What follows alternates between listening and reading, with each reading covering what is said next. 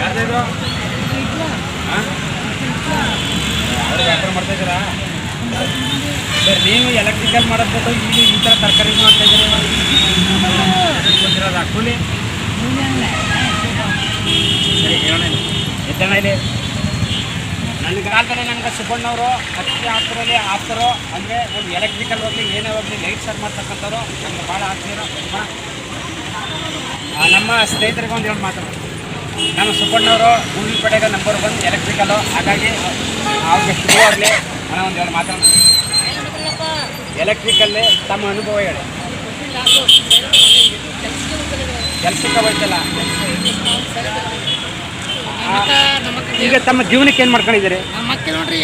ಹೌದು, ನಿಮ್ಮ ದೊಡ್ಡ ಮಕ್ಕಳು ನೋಡ್ಕೊತಾರೆ. ನಿಮ್ಮ ಖರ್ಚಿಗೆ ಏನು ಮಾಡ್ತೀರಿ? ಹಂಗಾದ್ರೆ ನೀವೇ ಪೂರ್ಣಿ ಮಾಡ್ತಾರೆ.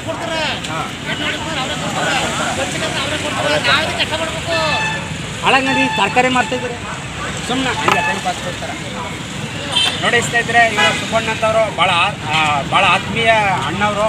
ಹಾಗಾಗಿ ಅವ್ರು ತಾವು ಅನುಭವ ಹೇಳ್ಕೊಂಡಿದ್ದಾರೆ. ನಮಸ್ಕಾರ.